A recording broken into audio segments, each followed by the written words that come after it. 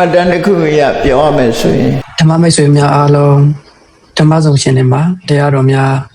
နေ့စဉ်လာရောက်နာကြားကြဖို့ရန်အတွက်ဖိတ်မှန်တကားပြုအပ်ပါတယ်ပြင်သစ်နိုင်ငံကအမျိုးသမီးငယ်လေးတူဟာအရွယ်ရောက်လာလို့ဓမ္မပဒဘာသာပြန်ကိုဖတ်ကြည့်တဲ့အခါမှာဇလန်းဇက်ွက်တွေပါရမဟုတ်ဘူးမြတ်စွာဘုရားရဲ့ဓမ္မပဒထေသနာတော်ကိုဖတ်ကြည့်အဲ့လိုဖတ်ကြည့်တဲ့အခါမှာဓမ္မရတ္တတရားအရာတွေပေါ်လွင်ပြီးတော့သူ့စိတ်ထဲမှာအလွန်နှစ်ချိုက်ပြီးဘာသာကြားဖြစ်တဲ့သူ့ရဲ့မိဘတွေကိုပြောတယ်အမေတို့အဖေတို့ယုံကြည်ယူဆချက်တွေဟာမမှန်ဘူးဟောဒီမှာဓမ္မပဒမှာဆိုထားတဲ့အဆိုအမိတ်အဆုံးအမတွေကသာမှန်တယ်လို့ဒီလိုပြောရကအစမြတ်စွာဘုရားရဲ့ဓမ္မတရားဓမ္မကိုအလွန်စိတ်ဝင်စားပြီးအရွယ်ရောက်လာတဲ့အခါမှာအဲ့ဒီခေတ်ကမြန်မာနိုင်ငံမှာစကိုင်းတောင်ယူမဟာကဏယုဆရာတော်ဘုရားကြီးဆိုတာရှိတယ်အဲ့ဒီဆရာတော်ဘုရားကြီးထံနီးခံပြီးတော့ပြင်သစ်မျိုးသမီးငယ်လာပြီးတော့တရားထုတ်သွားတယ်ဆိုတာမှတ်တမ်းရှိတယ်ပေါ့နော်အဲ့ဒါဒီဓမ္မပဒမြတ်စွာဘုရားရဲ့အဆုံးအမတရားတော်တွေဟာဓမ္မရတ္တပေါ်အောင်ခံယူစဉ်းစားပြီးတော့လက်တွေ့ဘဝမှာအသုံးချမယ်ဆိုလို့ရှိရင်တမှုမဖြတ်နိုင်တဲ့သင်္ကန်းစာတွေရပြီးတော့ကိုယ်စီမိမိတို့ဘဝတွေမှာဓမ္မလမ်းကြောင်းမတိမ်းဆောင်ရအောင်ထိန်းကြောင်းပဲ့ပြင်ပြီးတော့ကိုလိုချင်တဲ့ပန်းတိုင်အရောက်သွားရောက်နိုင်ကြမှာဖြစ်တယ်ပေါ့ဒါကြောင့်မို့ဓမ္မပဒဒေသနာမှဓမ္မရတ္တနဲ့ဘဝသင်္ကန်းစာပြကိုနာယူမှတ်သားကြရမှာဖြစ်တယ်အဲ့ဒါလို့နာယူမှတ်သားတဲ့အခါမှာ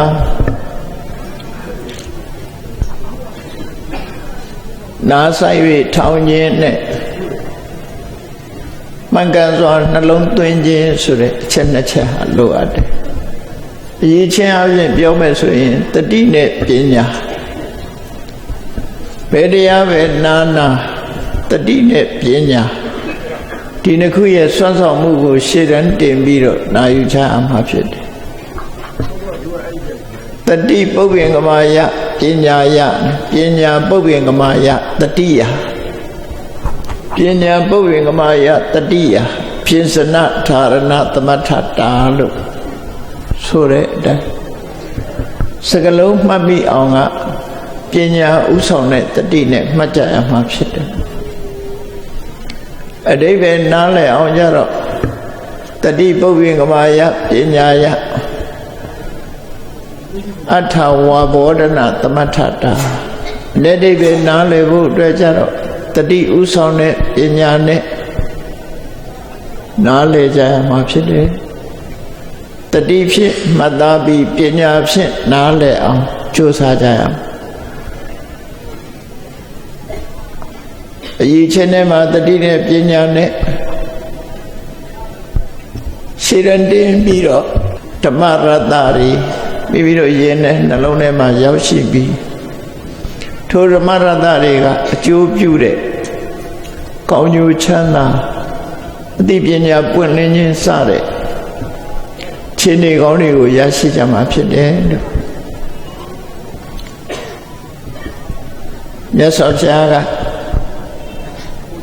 ဓမ္မပဒဒေသနာတော်မှာဟောထားတဲ့အထက်မှာနာဟိဝေရေနဝေရာနိသမ္မန္တိဒကုဒ္ဒသနံအဝေရေနသသမ္မန္တိဧတဓမ္မောတဏံတနောဆိုတဲ့ထေသနာတော်လေးကိုစတင်ပြီးတော့မှတ်သားကြရအောင်လောကမှာလူတွေအချင်းချင်းတွေ့ကြတဲ့အခါမှာလူတိုင်းဟာတယောက်နဲ့တယောက်ခင်မင်ရင်းနှီးပြီးပျော်ရွှင်နေကြတာမဟုတ်ဘူးအစင်မပြေတဲ့အခါမှာတ တူနဲ့တူကြောက်ကစားဖြစ်ကြတယ်အဲ့ဒါတို့ကြောက်ကစားဖြစ်ကြတဲ့အခါမှာလူတွေဟာအညိုတေးတွေနဲ့ကလေးစားခြေတတ်ကြတယ်အဲ့ဒီလိုကလေးစားခြေတတ်တဲ့အလေးအထားတွေဟာလူလောကထဲမှာပြန့်နှံ့နေတယ်လူသားတွေတွင်သာမဟုတ်တတ္တလောကကြီးတစ်ခုလုံးမှာမကျင့်တတ်မှုကိုအခြေခံပြီးတော့ကလေးစားခြေခြင်းဆိုတာပြုလုပ်လို့ရှိကြတယ်ဒီကနေ့ရုပ်ရှင်အချို့တွေမှာလည်းပဲ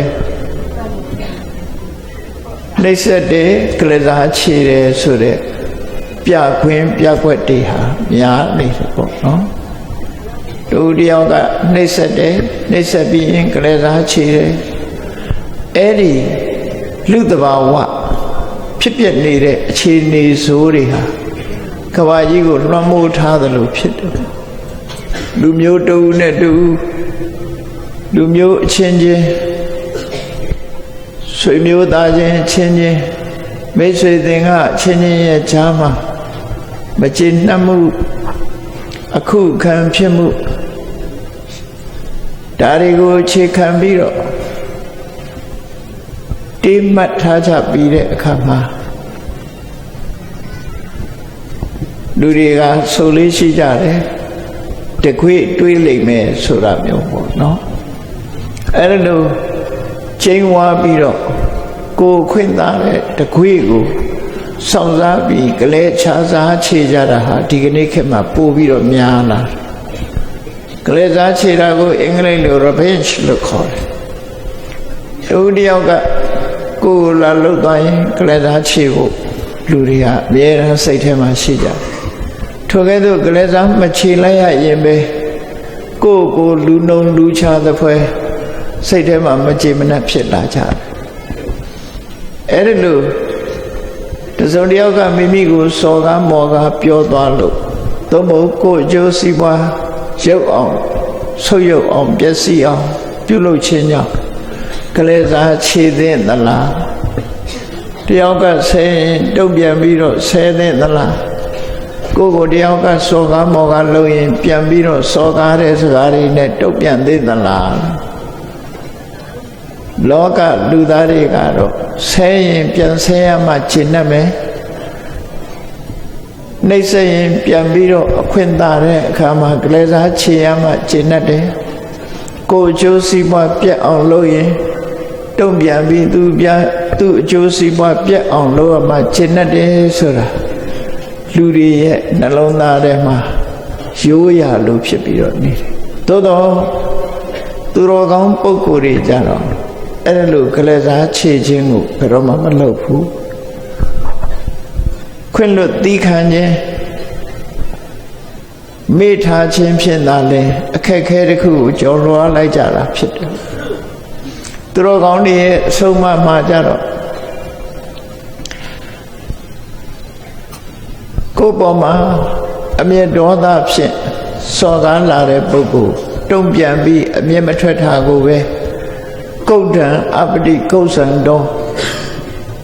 သင်္ဃမံစေတိဒုစယံအောင်နိုင်ခဲ့တဲ့စစ်ပွဲကြီးတစ်ခုကိုအောင်နိုင်သူအဖြစ်ဂုဏ်ယူဝင်ကြွားသူတော်ကောင်းများကပြောကြလေရှိတော်လေလောကလူအများစုကတော့ကလေးစားခြေလိုက်ရမှသူရဲကောင်းလို့ထင်နေကြတယ်ဒါဟာဓမ္မလမ်းကြောင်းကကြည့်လိုက်လို့ရှင်အလွဲကြီးလွဲနေတယ်ဆိုတာထင်ရှားစေတယ်ပေါ့နော်မြတ်စွာဘုရားကအနိုင်ယူနည်းကိုရှင်းပြတဲ့အခါမှာအကောဒေနစိနေကောတံကိုယ်ပေါ်မှာဒေါသအမျက်ထွက်ပြီးတော့နှိမ့်ဆက်တဲ့ပုဂ္ဂိုလ်မိမိကဒေါသအမျက်မထွက်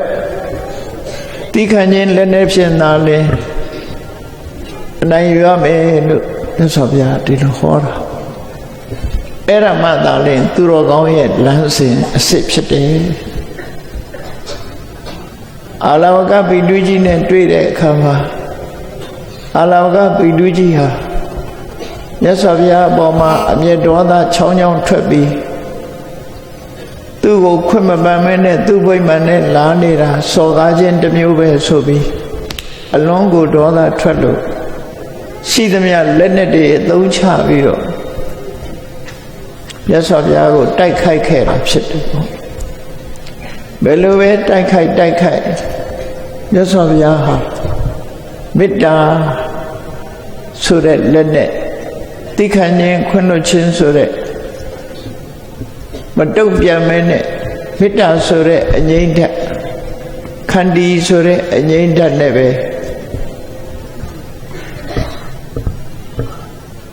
အာလောကပိလူကြီးကိုတိခဏ်ခြင်းခွင့်လွှတ်ခြင်းဆိုတဲ့အငြိမ့်ဓာတ်တွေပို့လွှတ်ခြင်းဖြင့်သူ့ရဲ့အမျက်ဒေါသလျော့ပါသောအောင်ဆောင်ရွက်တော်မူခဲ့တာဖြစ်တယ်။အဲ့ဒီနေရာမှာအစွမ်းတကူကိုအသုံးချတာမျိုးမဟုတ်ဘဲနဲ့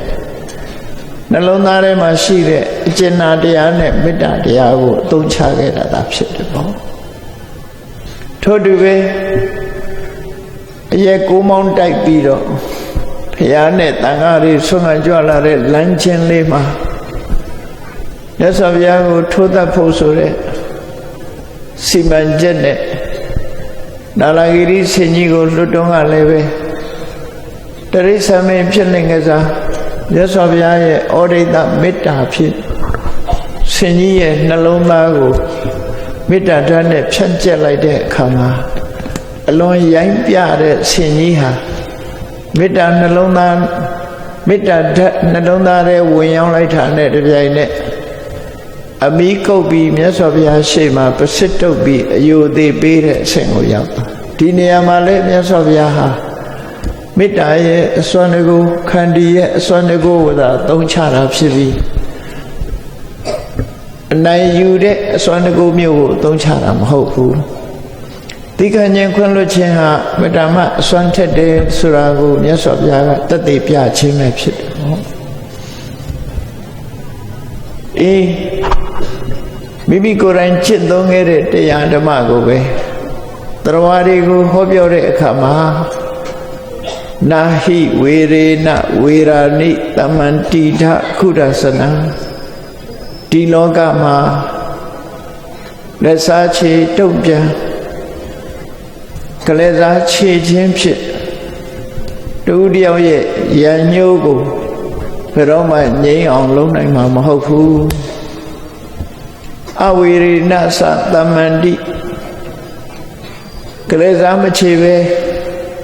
ခွင့်လွှတ်ခြင်းတိခဏ်ခြင်းဆိုတဲ့မေတ္တာဓာတ်ဖြစ်လာလဲတစ်ဖက်သားရဲ့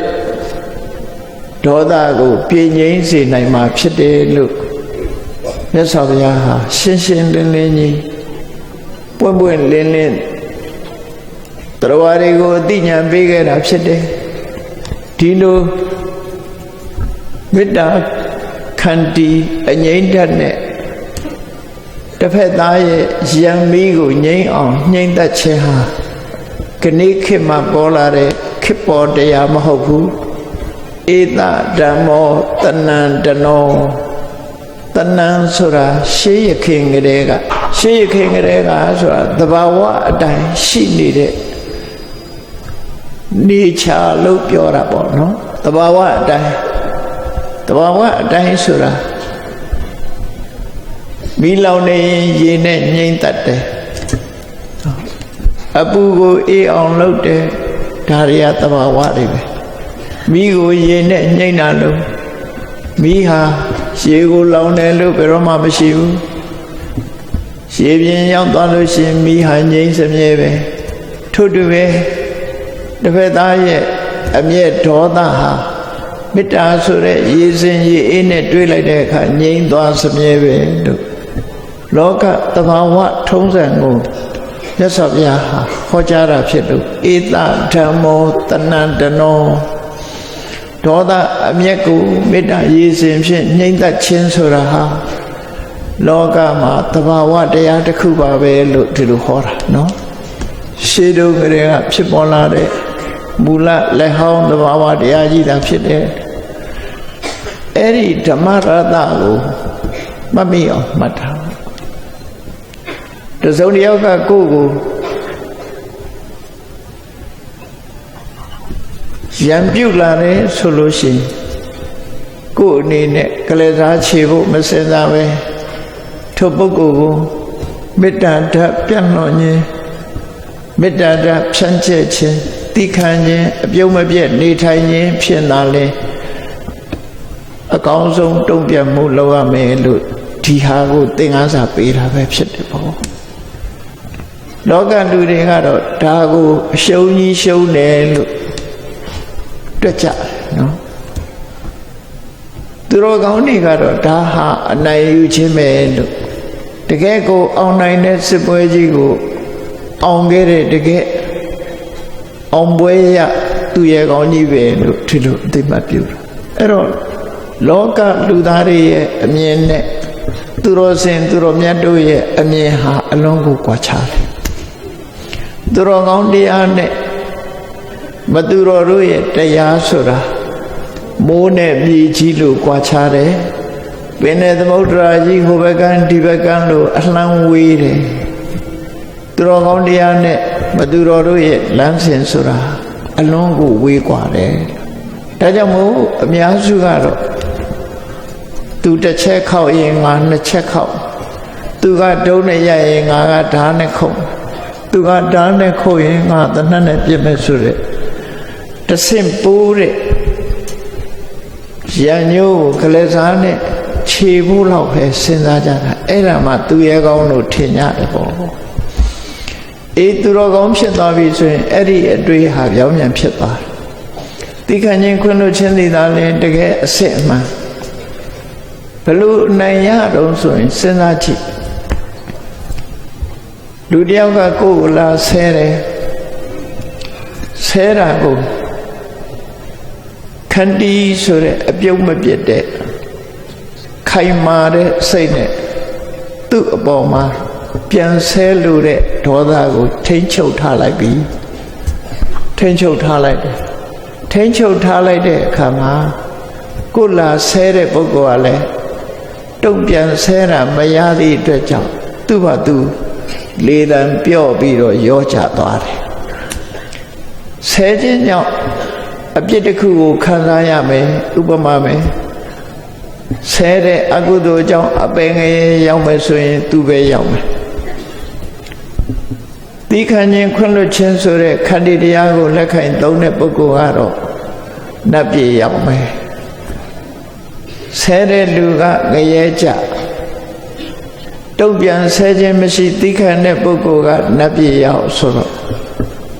ဘယ်သူကနိုင်လိုက်တယ်လို့ပြောမလဲသီးခံတဲ့ပုဂ္ဂိုလ်ကနိုင်တယ်လို့ပဲပြောရမှာပဲဒါအလွန်ထင်ရှားတယ်နော်အဲ့ဒီနီးနဲ့နိုင်တာကိုလူတွေကမအောင်ýနိုင်ဘူးသူဆဲရင်ငါဆဲပဲဆိုတော့သူလည်းငရဲကြကိုလည်းငရဲကြနော်နှစ်ယောက်စလုံးအဲ့ဒီမှာငရဲမှာသူကြကိုကြဆိုတဲ့ပုံစံမျိုးပဲဖြစ်အဲ့ဒါလို့မဖြစ်အောင်ကိုကိုဆင်ញင်သုံးသပ်ပြီးမြတ်စွာဘုရားဟောကြားတဲ့ဓမ္မရတ္တရှင်နဲ့ရအောင်နှလုံးသွင်းပြီးတော့ကိုယ့်ရဲ့တိခဏနိုင်စွမ်းကို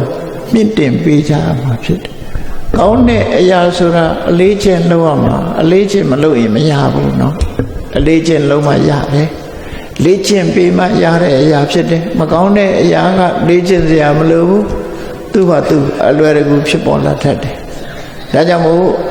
ဒီကျင့်စဉ်လေးကိုလေးချင်းပေးရမှာဖြစ်တယ်နာဟိဝေရေနဝေရာနိတမန္တိထခုဒသနံလောကကြီးမှာကလစားခြေခြင်းဖြင့်ရန်ညှိုးဆိုတာပျောက်ကင်းသွားတာဆိုတာဘယ်သောအခါမှမရှိဘူးတဲ့အဝေရေနသံတမန္တိမတုံမပြန်သိခံမေတ္တာထားခြင်းဖြင့်သာလေရန်ညှိုးဆိုတာငြိမ်းသွားမှာဖြစ်တယ်ဒါဟာသဘာဝတရားပဲအစစ်အမှန်လောကမှာဖြစ်ပေါ်နေတဲ့သဘာဝတရားကြီးအစစ်ပဲလို့မြတ်စွာဘုရားကဒီလိုဟောတာနော်ဒီနေရာမှာလူတွေရဲ့ရင်ထဲကအမုန်းတရားကိုအခြေခံပြီးတော့ရန်ညှိုးဆိုတာဖြစ်ပေါ်လာဘယ်ဒေသနာမှာပဲဖြစ်ဖြစ်မြတ်စွာဘုရားဟာအဲ့ဒီရန်ညှိုးကိုရန်နဲ့တုံ့ရမယ်လို့ဘယ်တော့မှမဟောဘူးမတုံနဲ့ခွင့်လွှတ်ခြင်းတိခဏချင်းဖြစ်နေရမယ်ဆိုတာဟာသူတော်သူမြတ်တို့ရဲ့လမ်းစဉ်ပဲအဲ့ဒီမှာ ဒီဇလံဖြစ်ပေါ်လာပုံလေးကိုမြတ်စွာဘုရားကလက်တွေ့ကြကြဟောပြတာကတော့ဇလံလေးတစ်ခုအကျဉ်းချုပ်ပြောရမယ်ဆိုလို့ရှိရင်လူတွေရဲ့တဘာဝဟာမခံခြင်းစိတ်နဲ့တစ်ဖက်သားကကိုယ့်ကိုဒုက္ခရောက်အောင်လုပ်ရင်ပြန်ပြီးတော့လုပ်ရမှခြေနှက်တယ်လုပ်ရမှခြေနှက်တဲ့အခါကျတော့သူလုပ်ကိုလုပ်အတုံးအလဲတွေဖြစ်ပြီးတော့နှစ်ယောက်စလုံးဒုက္ခရောက်ကြတယ်ကြောင်းနှကောင်ကြိုက်တယ်လို့ပဲနှကောင်စလုံးလုံးပြီးတော့လိမ့်ကျသွားတာနော်အေးဒီဇလန်းလေးမှာတာဝတိမြို့မှာမိသားစုတူရှိတယ်အဲ့ဒီမိသားစုမှာပထမအမျိုးသားတစ်ယောက်ဟာအိမ်တော်ပြုလို့စိတ်မရှိဘူးသို့တော့သူ့မိဘကအတင်းပေးစားအိမ်တော်ချထားလို့အိမ်တော်ပြုနေရတယ်သူအိမ်တော်ပြုဖေးမဲ့လို့သူ့ရဲ့အိမ်တော်ပဲအမျိုးသမီးကသားသမီးမထွန်းကားဘူးရှေးခေတ်ကချမ်းသာကြွယ်ဝတဲ့လူတွေဟာသားသမီးမထွန်းကားဘူးဆိုရင်သူတို့ရှာဖွေထားတဲ့ငွေချေးတနာတွေပေါ်မှာဆွေရင်တော့ကရောက်ချတယ်ပေါ့ဘသူပေးခဲ့ရမလဲဆိုအေးဒီကနေ့ခေတ်မှာတော့မြန်မာလူမျိုးတွေတော့ဒါပြဿနာသိပ်မရှိဘူးလူပြစ်ခဲ့မယ်ဆိုတဲ့ရင်ထဲမှာရှိတယ်နော်အဲသူတို့ကြတော့သားသမီးမထွန်းကားလို့ရှိရင်အမွေခံဆိုတာပြတ်သွားအဲ့ဒါကိုအကြောင်းပြုပြီးတော့မိဘလုပ်တဲ့ပုဂ္ဂိုလ်ကတိုက်တွန်းတယ်နောက်အိမ်အောင်ပြုဖို့တိုက်တွန်းတယ်သားသမီးမထွန်းကားရင်ရှာထားတဲ့ပစ္စည်းတွေကုန်ဆုံးလိမ့်မယ်မင်းပဏ္ဏဖြစ်လိမ့်မယ်အဲ့ဒါလို့တိုက်တွန်းတာကိုလက်ရှိဇနီးကကြားသွားတဲ့အခါမှာသူသဘောကျတဲ့အမျိုးသမီးတယောက်ကိုသူ့ဘာသူခေါ်ပြီးတော့နော်အိမ်တော်မှုအပြိုင်အနေနဲ့သူ့အမျိုးသားနဲ့ပေးစားပြီးတော့တူတူနေလိုက်ကြသို့တော့သူဟာတကယ်မေတ္တာစေရနာနဲ့မဟုတ်ဘူးသူ့မှာတောကတစ်ခုဖြစ်လာတယ်နောက်အိမ်တော်ကသားသမီးထွန်းကားလို့ရှိရင်ပစ္စည်းဥစ္စာတွေနောက်အိမ်တော်ကအကုန်ပိုင်သွားလိမ့်မယ်သူ့အတွက်ဘာမှရမှာမဟုတ်ဒါအိမ်ထဲကထုံးစံကအတ္တနော်သားသမီးထွန်းကားမှဒီမိသားစုရဲ့ပစ္စည်းတွေကိုအမွေပိုင်ခွင့်ရှိတယ်ပေါ့သားသမီးမထွန်းကားတဲ့အမျိုးသမီးဟာအမွေပိုင်ခွင့်မရှိဘူးအိန္ဒိယရဲ့လူနေမှုထုံးစံဒါကြောင့်မို့သူကစိတ်သောကရောက်လာတယ်နောက်အိမ်တော်ကမြတ်သားသမီးထွန်းကားလို့ရှင်သူကလက်မဲ့ဖြစ်သွားတော့မှာပဲဆိုအဲ့ဒီအတွေးဟာသူဆဲမှာကြောက်လို့ဒီအတွေးရောက်လာတဲ့အခါဘာလို့တော့သူကိုယ်တိုင်ပေးစားထားတဲ့နောက်အိမ်တော်အမျိုးသမီးကိုယ်ဝန်ကြစေးတွေတိုက်တယ်ကိုယ်ဝန်မရအောင်သူကဖန်တီးတယ်နော်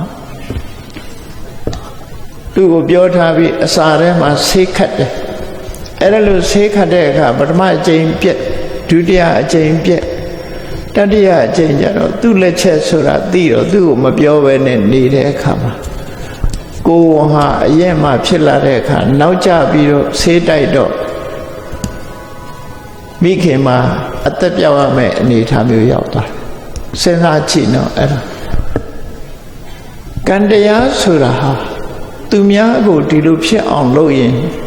သူများကိုဒုက္ခရောက်အောင်လုပ်လို့ရှိရင်အဲ့ဒီဒုက္ခဟာအလားတူကိုယ်စီရောက်တတ်တယ်ဒုက္ခရောက်တတ်တယ်ဒါကံရဲ့သဘောတရားအဲ့ဒါလို့ကိုယ်ဝန်ပြတ်အောင်လုပ်တဲ့အခါမှာကိုယ်ဝန်ပြတ်ရုံမကမိခင်ရောဆုံးရှုံးသွားတယ်အသက်ပါသွားတယ်နော်ကလေးရောမိခင်မှာအသက်ဆုံးသွားတယ်အဲ့ဒီလိုအသက်ဆုံးသွားတော့သူ့လက်ချက်နဲ့အသက်ဆုံးရတယ်ဆိုတာဟိုမျိုးသမီးကလုံးဝမချေနှက်ဘူးရင်ထဲနှလုံးထဲမှာအခုခံဖြစ်သွားတယ်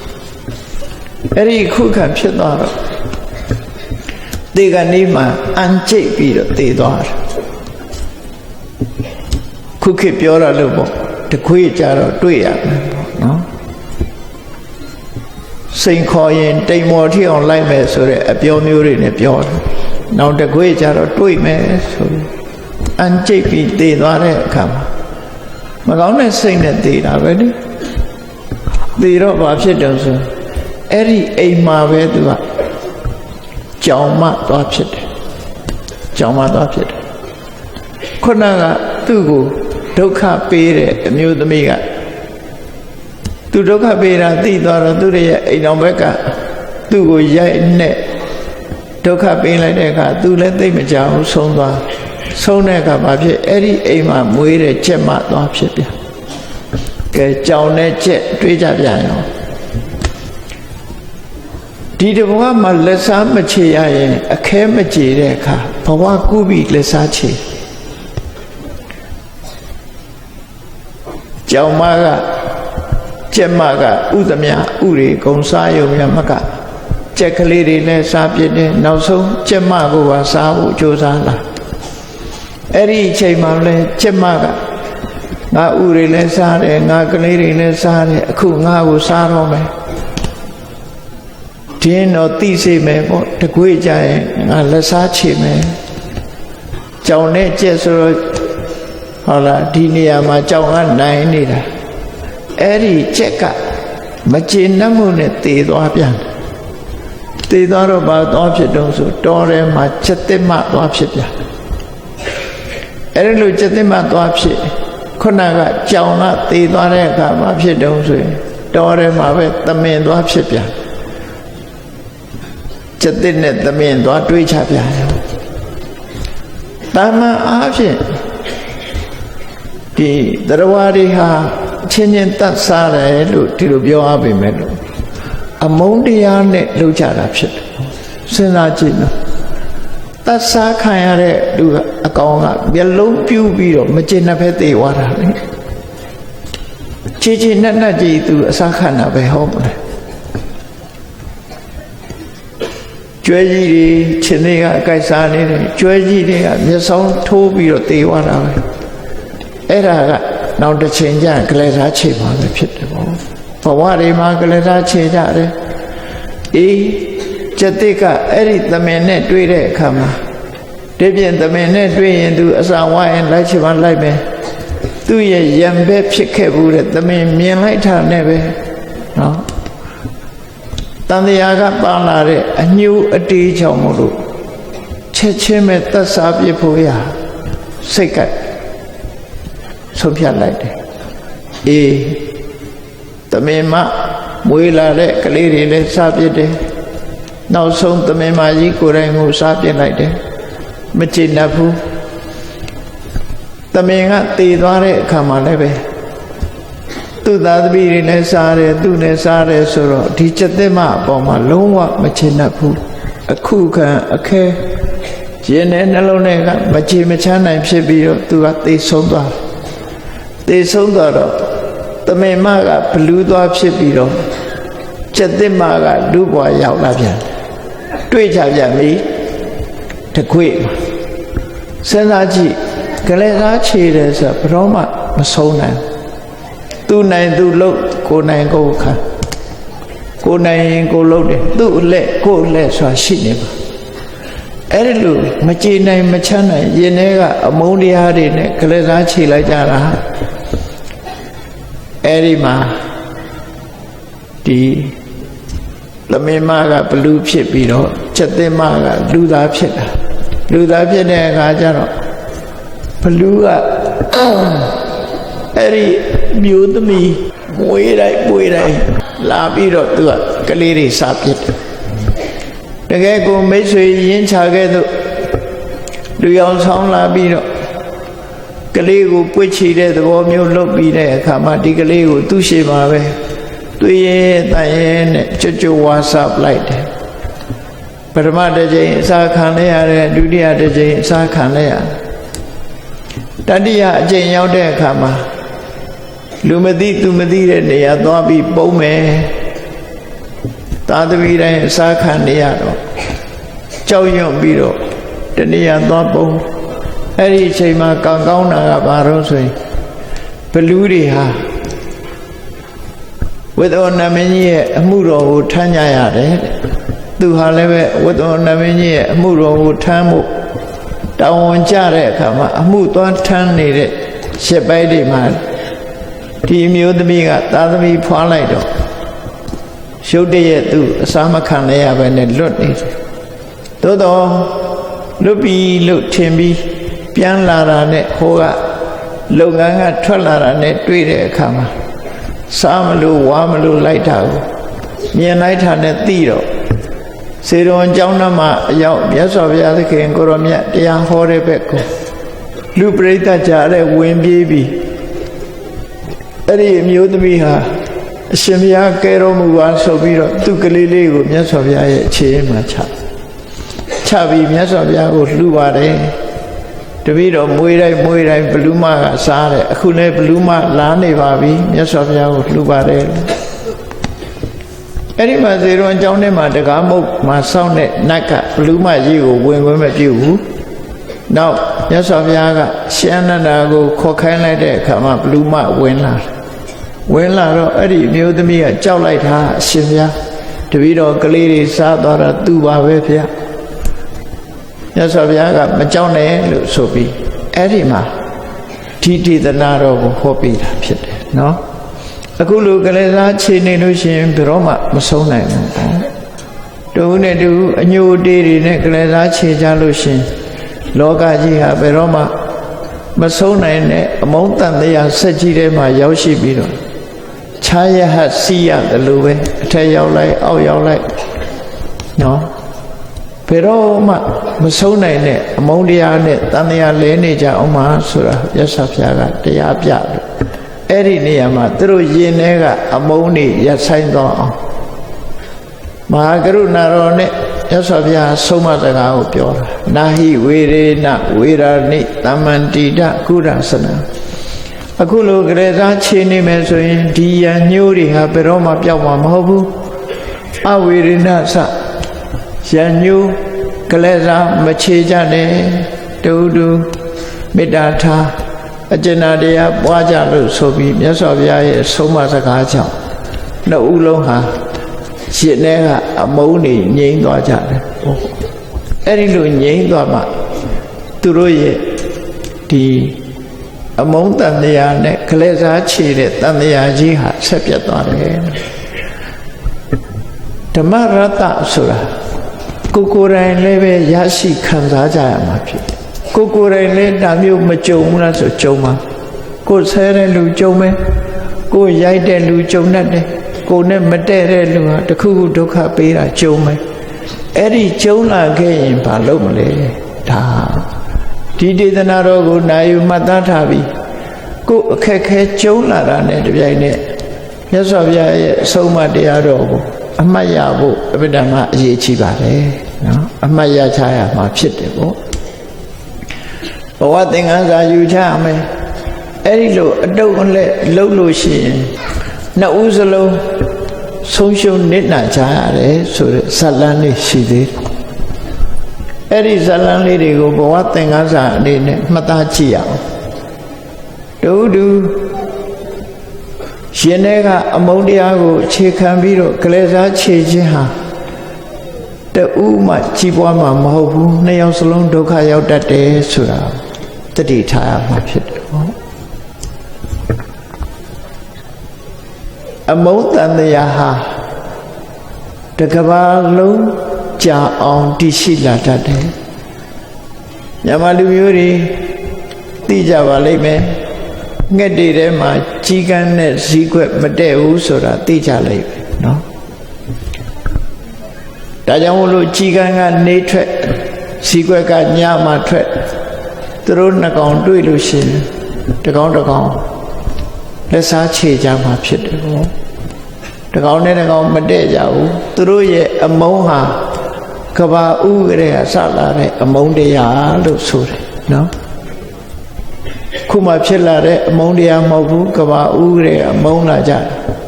ဘလို့ဖြစ်တုံလို့ဆိုကဘာဥကာလမှာခြေလေးချောင်းရှိတဲ့သားကောင်တွေကချင်းသေးကိုမင်းအဖြစ်တင်မြောက်ကြတယ်ချင်းသေးကိုမင်းအဖြစ်တင်မြောက်ကြတယ်ခေါင်းဆောင်အဖြစ်တင်မြောက်ကြတယ်ပေါ့ ငှက်တွေတဲ့ကလည်းပဲထိုးတူပဲရွေးကြတယ်ရွေးတဲ့အခါကျတော့ဇီးခွက်ဆိုတာကိုငှက်တွေကတော်တော်သဘောကျနော်ပညာရှိတယ်ဆိုပြီးတော့ဇီးခွက်ကိုခေါင်းဆောင်တင်ဖို့ရွေးကြတယ်ရွေးတဲ့အခါမှာကြံတဲ့ငှက်တွေကကန့်ကွက်မဲ့ကောင်းမရှိဘူးအဲ့ဒီထဲမှာဘယ်သူကကန့်ကွက်တော့ဆိုချီကန်းကကန့်ကွက်ချီကန်းကကန့်ကွက်တယ်ဇီးခွက်ကိုခေါင်းဆောင်တင်တာတော့သူမကျင့်တတ်ပါဘူးတဲ့ဘာဖြစ်လို့လဲဆိုလို့ရှိရင်ငှက်တွေကိုပြောတာခမည်းတော်ပဲစဉ်းစားကြည့်ပြတဲ့ဇီးခွက်ဆိုတာဟာစိတ်မဆိုးတာတောင်မှမျက်လုံးကြီးကပြူးပြူးကြီးတဲ့သူများစိတ်ဆိုးရင်ကျွတ်တို့ဘယ်လိုနေကြမလို့နမေရုစတိဗတ္တန္တိဥလူကတ္တဖိသေစနံဇီးခွက်ကိုမင်းမြောက်တာခေါင်းဆောင်တင်တာတော့သူသဘောမတူပါဘူးတဲ့အကုဋ္ဌတမုခံပတ္တစိတ်မဆိုးတဲ့မျက်နှာပဲကြည့်60အကောင်းတဲ့မျက်လုံးပြူးနေတယ်ကထံကုတ်တော်ကရိတတိသူများဒေါသထွက်ရင်ကျွတ်တို့ဘယ်လိုလုပ်နေရမလို့ဆိုပြီးကန့်ကွက်ရပါမလားလို့ဇီးခွက်ကမကျေနပ်လို့ခြိကန်းကိုထိုးစိတ်ခြိကန်းနဲ့ဇီးခွက်ကိုပြန်ထိုးစိတ်ဆိုလို့ခြိကန်းနဲ့ဇီးခွက်ဟာကဘာဥရဲ့ရံပက်ကြီးဖြစ်သွားကြတယ်ကြံတဲ့ငှက်တွေကတော့ကဲမင်းတို့ဘာသိရံဖြစ်ခြင်းဖြစ်ကြတော့ဆိုပြီးတော့ဟင်းသားကိုခေါင်းဆောင်တင်လိုက်ကြတယ်ဒီဇလန်းရှိနော်အဲ့ဒါလည်းမှတ်လို့သားလို့တဲ့ဘဝသင်္ကန်းစာတစ်ခုပဲနောက်တစ်ခု950ထဲမှာမှတ်လို့သားလို့တဲ့သင်္ကန်းစာတစ်ခုရှိသေးဝက်ဝွန်နဲ့ကျုပ်ပင်ဒီနေရာမှာကျုပ်ပင်လို့ပြောပေမဲ့လို့ကျုပ်ပင်ဆောင်နဲ့ကိုရည်ညွှန်းတာဖြစ်တယ်နော်ဝက်ဝွန်နဲ့ကျုပ်ပင်သူတို့ဇာတ်လမ်းလေးကလည်းပဲတိမခံခြင်းကရညှိုးဖွဲ့ကြတာဒီဇာတ်လမ်းလူလောကလူတွေနဲ့အတ္တမတူတယ်ဒါဝက်ဝွန်တကောင်ဟာကျုပ်ပင်ဆိုတပင်အောက်မှာအိတ်နေအိတ်ဆက်နားနေတဲ့အခါမှာကျုပ်ပင်ကတစ်ကိုင်းကြောက်ကလေးတိုးတဲ့အခါမှာသူ့ဘာသူတစ်ကိုင်းကြောက်ကလေးကကျိုးကြတာဘယ်သွားကြတော့ဆိုအိတ်ကောင်းနေတဲ့ဝက်ဝွန်ရဲ့ခေါင်းပေါ်သွားကြစဉ်းစားကြည့်ပေါ့နော်ဝက်ဝွန်ဆိုတဲ့ကောင်ကအိတ်ကောင်းနေတယ်အဲ့သူခေါင်းပေါ်မှာတစ်ကိုင်းကြောက်ကသွားကြ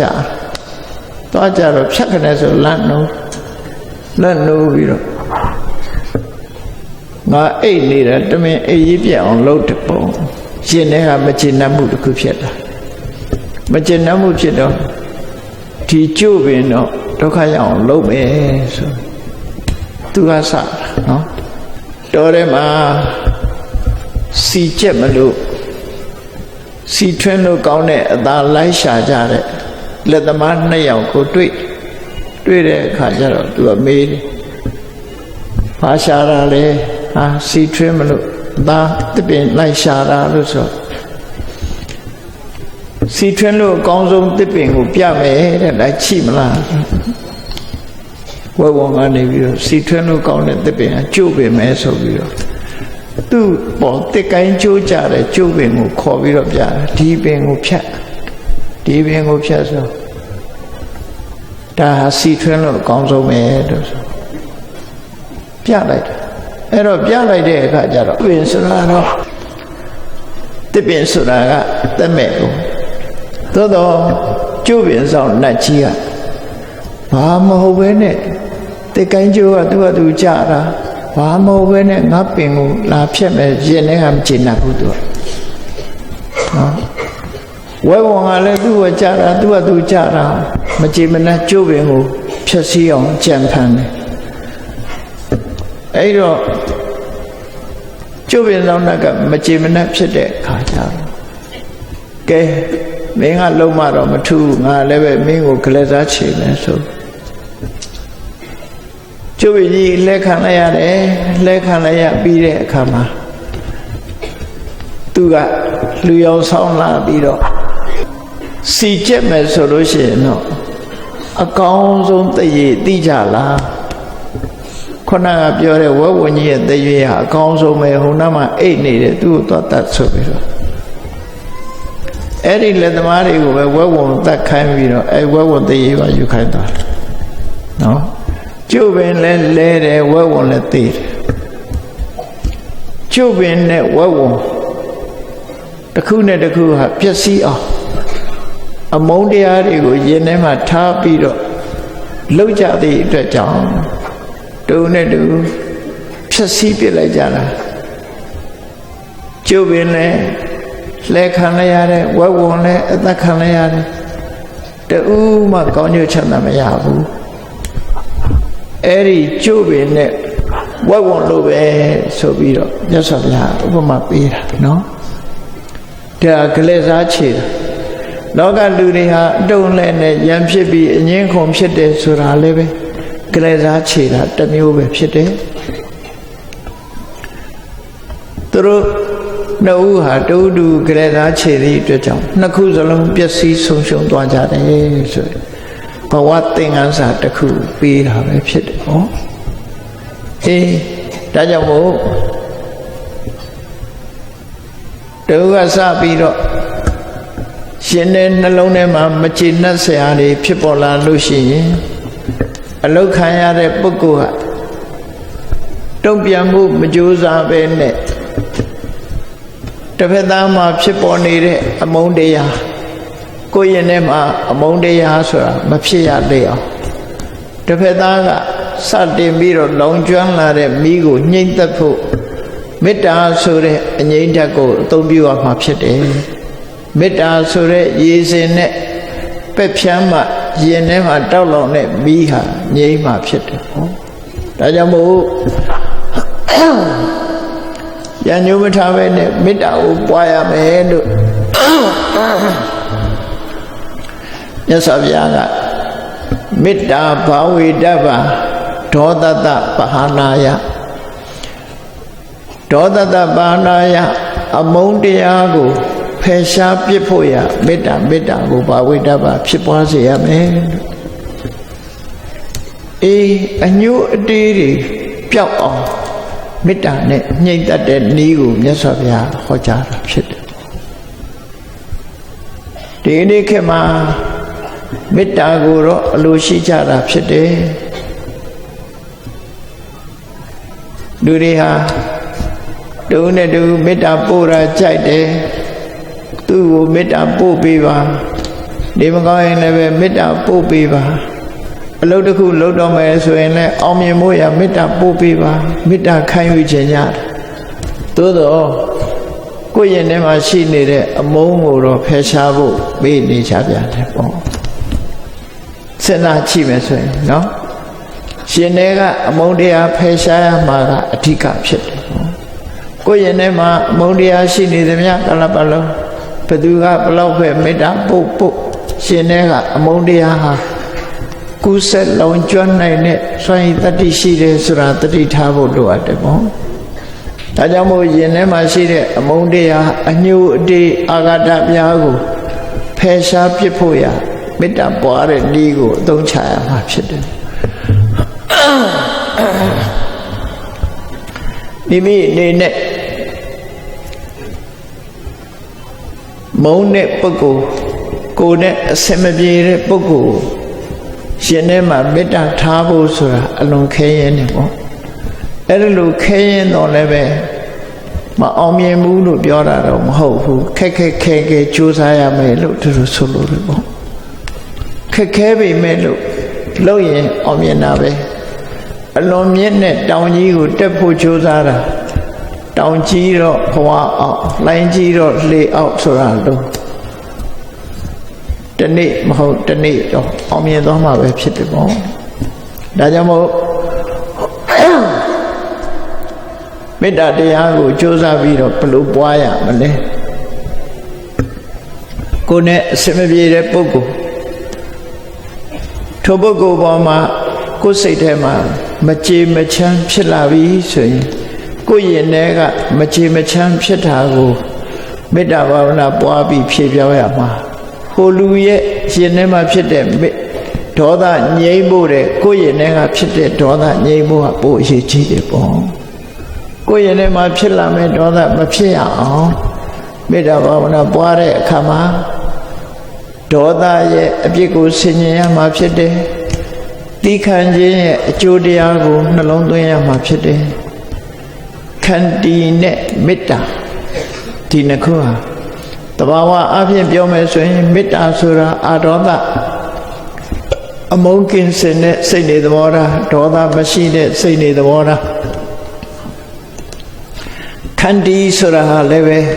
ဒေါသကင်းတဲ့စိတ်နေသဘောထားပဲတူတူပဲဒီနှစ်ခုဟာ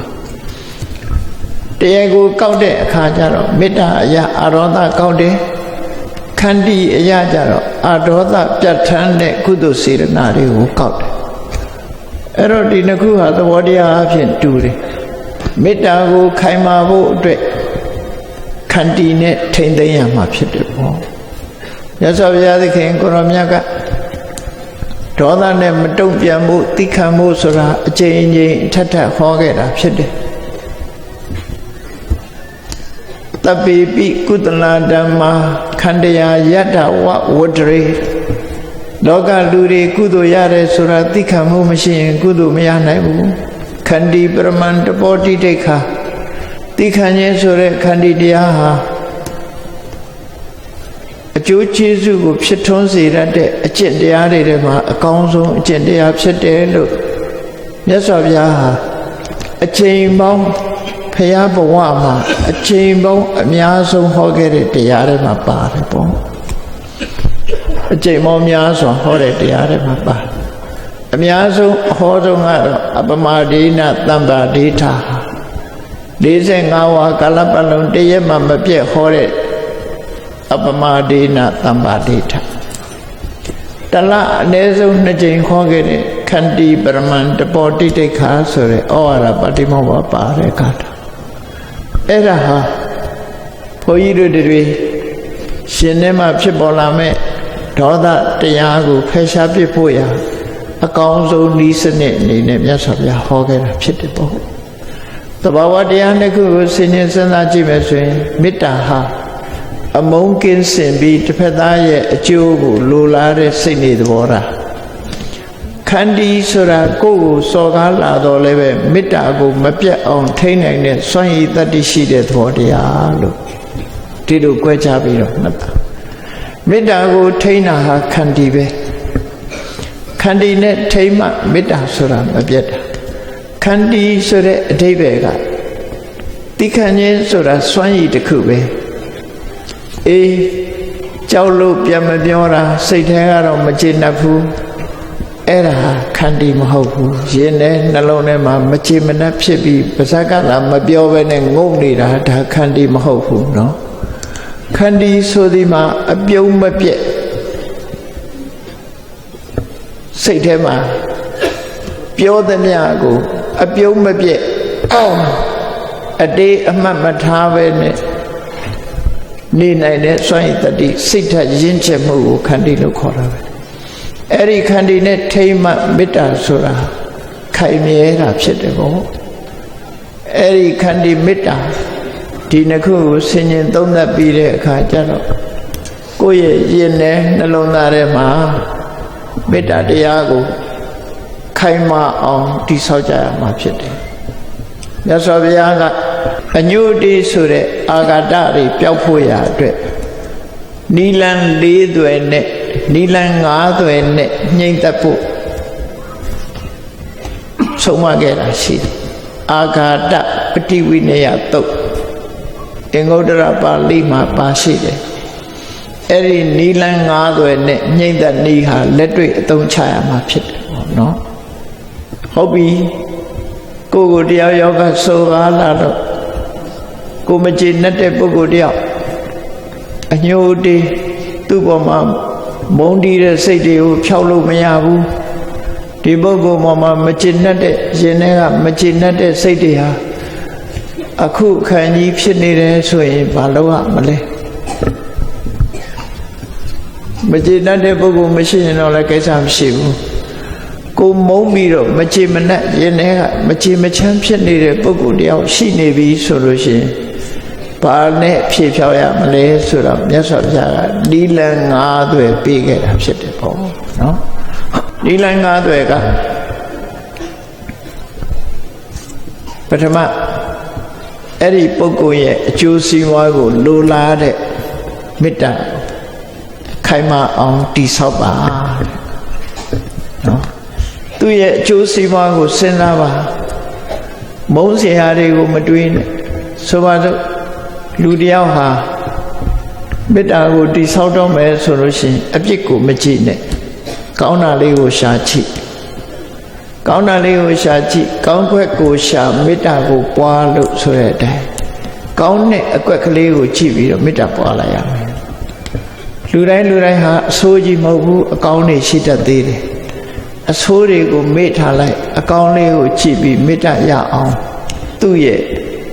အပေါ်မှာမေတ္တာဓာတ်ဖြစ်အောင်ကိုယ့်ရင်ထဲမှာမေတ္တာပြိုးပါလို့ဆိုလိုတယ်သူ့ကိုမေတ္တာပို့တာမဟုတ်ဘူးနော်လူတွေလွဲမှားပြီးတော့မေတ္တာပို့ခိုင်းနေတာပြောတာမဟုတ်ဘူးကိုယ့်ရင်ထဲကအမုန်းတရားပျောက်ဖို့ရာအတွက်မေတ္တာဓာတ်ကိုတည်ဆောက်တာနော်အဲ့တော့တည်ဆောက်တဲ့အခါမှာကိုယ့်ရင်ထဲမှာပဲတည်ဆောက်အောင်သို့တော့အာယုံပြုတဲ့အနေနဲ့ကတော့ကိုမုန်းတဲ့ပုဂ္ဂိုလ်အာယုံပြုပြီးတော့သူ့ပေါ်မှာမုန်းတဲ့စိတ်ပျောက်သွားအောင်ကိုယ့်ရင်ထဲမှာမေတ္တာတည်ဆောက်ပါလို့သူပြောတာနော်အဲ့တော့မေတ္တာတည်ဆောက်တဲ့အခါမှာတည်ဆောက်ဖို့ရခက်နေတယ်ဆိုလို့ရှိရင်သူဘယ်တော့ကတော့ငါ့ကိုခုခဲ့ဘူးတာပဲငါ့ကိုအထင်လွဲလို့ပြောတာနေမှာပါထင်မြင်လွဲလို့ငါ့ကိုလောက်တာနေမှာပါငါ့ကိုအရင်တော့ကဘယ်တော့မှမဆဲဘူးအခုထင်လွဲပြီးဆဲတာနေမှာပါဆိုပြီးတော့ကောင်းတဲ့အကွက်ကလေးသူ့ဘယ်နေရာမှာတော့ကောင်းတယ်ဒီလူကလူတော်ပါပဲနဲ့ဆိုကောင်းတဲ့အကွက်ကလေးတွေကိုတွေးပြီးတော့သူ့ပေါ်မှာမကျေနပ်တဲ့စိတ်တွေပျောက်အောင်လုပ်ပါအရေးကြီးဆုံးကကိုယ့်ရင်ထဲကမကျေနပ်တဲ့စိတ်ပျောက်အောင်လုပ်ဖို့ပဲအရေးကြီးဒီလိုဆိုလိုတယ်နော်အဲ့တော့အမုန်းတရားဟာမကျေနပ်တဲ့စိတ်တွေပျောက်သွားပြီးတော့သူ့ပေါ်မှာတိခဏ်ချင်းခွင့်လွှတ်ခြင်းဆိုတဲ့စိတ်နဲ့သဘောထားတွေပေါ်လာပြီဆိုရင်ကိုယ့်ဘက်ကအနိုင်ရလိုက်ပြီလို့ဒီလိုမှသူ့ပေါ်မှာကလေးစားချေမဲ့စိတ်တွေမရှိတော့ဘူးရှင်တဲ့နှလုံးထဲမှာအေးချမ်းသွားပြီဟုတ်ပြီမေတ္တာနဲ့လှုပ်လို့အောင်မြင်သွားပြီဆိုရင်အောင်မြင်မှုတစ်ခုရသို့တော့အမုန်းတရားဟာမေတ္တာနဲ့လှုပ်လို့မအောင်မြင်ဘူးဆိုရင်နောက်နီလန်းတစ်ခုသုံးချအောင်မေတ္တာထားလို့မရဘူးဆိုလို့ရှိရင်သူ့ပေါ်မှာအကျဉ်းနာကရုဏာထားလိုက်ပါဘယ်လိုအကျဉ်းနာတရားထားရမလဲလို့ဆိုရင်ဒီလူဟာအခုလိုလူ့ဘဝရောက်နေပေမဲ့လို့သူ့ရဲ့စိတ်နေသဘောထားတွေရတည်သွားတာနဲ့အပင်ငယ်ရောက်မဲ့လူပဲတဏှာစရာတရဝပဲငါသူ့ကိုတုံ့ပြန်ပြီးဒုက္ခပေးစရာမလိုဘူးသူကသူဒုက္ခရောက်မဲ့လူဖြစ်တယ်အတော်တဏှာစရာကောင်းတဲ့တရဝပဲလို့ကရုဏာထားလိုက်ပါတဲ့အဲ့လိုကရုဏာထားရင်ရှင်ထဲကအမုန်းတရားဟာပျောက်သွားနိုင်တယ်စမ်းကြည့်ရမှာနော်ဒါတွေကအိမ်ပြန်တဲ့အခါမှာလက်တွေ့အသုံးချအိမ်ပြန်တဲ့အခါမှာလက်တွေ့အသုံးချလူတွေကမေတ္တာပွားဖို့ခက်ပေမဲ့လို့ကရုဏာထားဖို့ကြတော့ကိုကအပေါ်စီးယူတဲ့သဘောဖြစ်တယ်နော်အပေါ်စီးယူတဲ့သဘောဖြစ်တဲ့အတွက်ကြောင့်တဏှာထိုက်တဲ့ပုဂ္ဂိုလ်တယောက်အနေနဲ့တဏှာပေးလိုက်ပါလို့ဆိုလိုတယ်ပေါ့အဲ့ဒီလိုတဏှာချင်နာတဲ့စိတ်တွေဖြစ်ပေါ်လာလို့ရှိရင်လည်းပဲအမုန်းတရားဟာပျောက်သွားနိုင်တယ်အဲ့ဒီလိုမှမပျောက်ဘူးဆိုလို့ရှိရင်နောက်တနည်းကဥပိ္ပခာထားလိုက်ပါဥပိ္ပခာလို့ဆိုတာဟာဘာလဲဆိုလို့ရှိရင်ချစ်ချင်းမုန်းချင်းကင်းပြီးတော့ကိုယ်နဲ့မသိတဲ့ပုဂ္ဂိုလ်သဘောမျိုးနော်ငါကတော့ငါနဲ့သိတာမှမဟုတ်ပဲကိုဘွားတော့ကလည်းငါနဲ့သိတာမှမဟုတ်ပဲအခုမှတွေးကြတာပဲသူဘာသူဘာပြောသူနဲ့ငါနဲ့သိတာမှမဟုတ်ပဲဆိုတဲ့ဥပိ္ပခာနဲ့ထားလိုက်ထ ချစ်ချင်းမုန်းခြင်းကင်းတဲ့ဥပေက္ခနဲ့နေလိုက်အဲ့လိုနေလိုက်လို့ရှိရင်ရင်ထဲကအမုန်းတရားပျောက်သွားတယ်အဲ့ဒါနဲ့မပျောက်ဘူးဆိုလို့ရှိရင်ဘာလို့အောင်အတ္တိအမနတိကာရတဲ့၄နံပါတ်ဤစနစ်ကိုမြတ်စွာဘုရားပြောမေ့ပြလိုက်ပါကိုယ်ဆဲထားတာမေ့လိုက်မေ့နေရင်တော့ခေါင်းထဲမှာရောက်လာမှာမဟုတ်ခေါင်းထဲရောက်မှဒေါသထွက်တာဟုတ်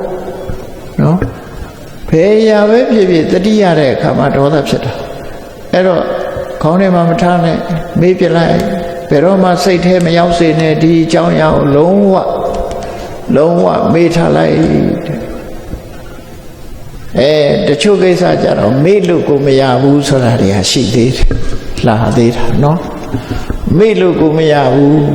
မမေ့နိုင်တဲ့အဖြစ်အပျက်တစ်ခုဆိုလို့ရှိရင်ဘာလုပ်ရမလဲနောက်ဆုံးလက်နဲ့ကဘာလုပ်ရမလဲဆိုတရားတစ်ခုကံတစ်ခုဖြစ်သည့်အတွက်ကြောင့်သူလဲသူကံနဲ့သူသွားမှာငါလဲငါကံနဲ့ငါသွားမှာတို့ရံဖြစ်နေလို့ဘာအကျိုးရှိမှာလဲငါလဲကောင်းတာလို့ရင်ကောင်းတဲ့ဘုံရောက်မှာမကောင်းတာလို့ရင်မကောင်းတဲ့ဘုံရောက်မှာသူလဲသူကံအတိုင်းသွားမှာပဲငါလဲငါကံအတိုင်းသွားမှာပဲဆိုပြီးကံတရားကိုဆင်ញင်လိုက်ပါကမ္မတကတတ္တတရားတွေဆိုတာသူကံနဲ့သူဖြစ်ကြတာမုန်းနေလို့လဲအပိုပဲရံဖြစ်နေလို့လဲအပိုပဲလို့အဲ့ဒီလိုဆင်ញင်သုံးသပ်လိုက်လို့ရှိရင်ပျောက်သွားပါလိမ့်မယ်လို့ဟောမြတ်စွာဘုရားကပေးတဲ့နိလန်၅သွဲအာဂတပฏิဝိနည်းသုတ်မှာမြတ်စွာဘုရားပေးတဲ့နိလန်၅သွဲနော်အဲ့ဒီနိလန်၅သွဲကိုအသုံးချပြီးတော့ရင်ထဲကအမုန်းတရားကိုဖယ်ရှားပြရမယ်အဲ့ဒါလို့ရင်ထဲကအမုန်းတရားတွေကိုဖယ်ရှားပြနိုင်ပြီဆိုမှကလေးစားခြေလိုတဲ့ရန်လိုတဲ့စိတ်တွေဟာပျောက်ကင်းသွားမှာပဲဖြစ်တယ်ပေါ့အဲ့ဒီလိုမှမဟုတ်ဘူးဆိုလို့ရှိရင်လူဟာမကျေနိုင်မချနိုင်နဲ့ကလေးစားခြေဖို့စဉ်းစားသူတစ်ချက်ခေါက်ကိုကနှစ်ချက်ခေါက်ကိုကနှစ်ချက်ခေါက်သူက၄ချက်ခေါက်နဲ့အတုပ်အပြန်နေနဲ့အမုန်းတန်တရားကလေးစားခြေတဲ့တန်တရားကြီးဟာဘယ်တော့မှပြတ်မှာမဟုတ်တော့ဘူးဒါကြောင့်မို့အဲ့ဒီလိုလောင်းနေတဲ့မီးဟာသူ့လောင်ကိုလည်းလောင်သူ့လည်းလောင်နှစ်ဦးစလုံးမီးတောင့်လောင်လိုက်တဲ့အခါကျတော့ဘယ်သူမှအကျိုးအမြတ်ရမှာမဟုတ်ဘူးအကယ်၍သိခံခြင်းခွင့်လွှတ်လိုက်လို့ရှိရင်ကိုယ့်အတွက်လည်းအကျိုးရှိသွားတယ်သူ့အတွက်လည်းဆက်လက်ပြီးတော့ဒေါသမီးတွေမလောင်တော့ဘူးနှစ်ဦးလုံးအတွက်အကျိုးရှိတယ်လို့သူဆိုတယ်သိခံပေးခြင်းဟာကိုယ့်အတွက်သာအကျိုးရှိတာလားဆိုမဟုတ်သူ့အတွက်လည်းအကျိုးရှိပါတယ်ဒါကြောင့်မို့လို့နှစ်ယောက်စလုံးအတွက်ကုစားခြင်းကုစားတဲ့နိလန်းပဲဖြစ်တယ်လို့မြတ်စွာဘုရားဒီလိုဟောတာဟောလက်တွေ့ကျင့်သုံးရမယ်မြတ်ဗုဒ္ဓရဲ့အဆုံးအမတရားတော်တွေကိုနာယူမှတ်သားကြဓမ္မပဒမှာအခုလိုမြတ်စွာဘုရားဟာဓမ္မရတ္တပေါ်လွင်အောင်ဟောပြောဆုံးမခဲ့တာကိုမိမိတို့ဖို့ဘဝသင်္ကန်းစာရယူပြီးနေ့စဉ်ဘဝမှာတို့တွေဟာဒီအဆုံးအမတရားကိုလက်တွေ့အကောင်ထဲပေါ်ပြီးတော့တို့ဘဝလမ်းကြောင်းဓမ္မလမ်းကြောင်းဖြောင်းတောင်းအောင်ကြိုးစားအားထုတ်ကြရမှာဖြစ်တယ်ဓမ္မပဒဒေသနာမှာလာတဲ့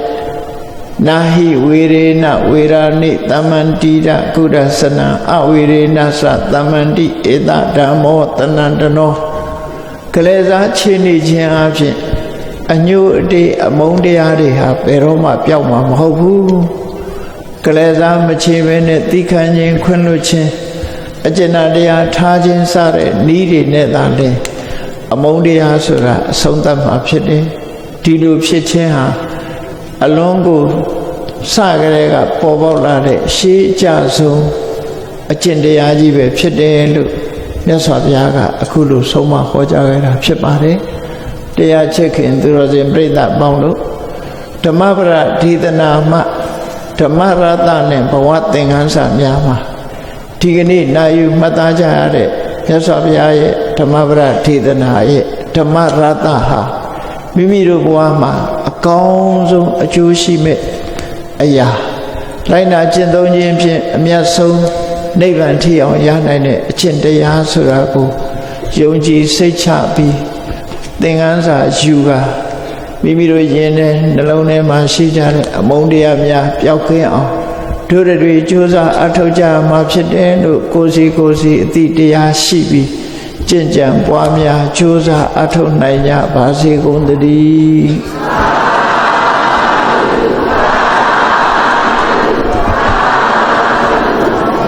မေတ္တာပွားရအောင်တတ္တဝါများစွာဘေးရန်ကွာချမ်းသာကြပါစေတတ္တဝါများစွာဘေးရန်ကွာချမ်းသာကြပါစေမေတ္တာရေချမ်းသောငါဖြံငြိမ်းချမ်းကြပါစေမေတ္တာရေချမ်းသောငါဖြံငြိမ်းချမ်းကြပါစေသက်ရှိချမ်းသာစိတ်ချမ်းသာတို့ရဆန္ဒပြည့်ပါစေသက်ရှိချမ်းသာစိတ်ချမ်းသာတို့ရဆန္ဒပြည့်ပါစေဓမ္မောတရံပိဝေတဝါနဝိသာတဗ္ဗေတမုဟတာအာဇရာမရာတိတိဘာဝနိဗ္ဗာနံယန္တုတာရောဓမ္မောတရံလောဘဒေါသမောဟစိတ်တောကင်းပြောက်ကြည်အေးတရားစေကိုပိဝေတဝါဝန္တာရှင်ပြတောက်ကြရနာကြရကုန်သောကြောင့်ဝိသာတဗ္ဗေပူဇာခြင်းနောက်ကိလေသာဆေရတောက်ဟုသမျှတို့သည်သမုဟတပိဉ္ကြဘက်တွင်ရေမတင်တဲ့ကဲ့သို့ကင်းစင်လွင်ပြောင်းပေးမရောက်အောင်ပဲဖြောင်းအကုန်သည်ဟွန်တူစင်စစ်မသွေဖြစ်ကြပါစေကုန်သတည်းအာဇရမရံအိုခြင်းလဲကွာနာခြင်းလဲကင်းသေးခြင်းလဲရှင်းထသောတိတိဘဝကိလေသာဟုပုခသိကင်းကြီးရာအစစ်ဖြစ်ပေထသောနိဗ္ဗာန်နိဗ္ဗာန်ဟုခေါ်အေးမြူတော်သို့သာရောတရားချစ်ခင်စိတ်ကောင်းဝိညာသူတော်စင်များတို့သည်ယန္တုပါရမီအစဉ်စဉ်မြင့်တဲ့မြင်၍မလင့်ပုံသေးဆက်ရောက်တော်မူကြပါစေကုန်သတည်း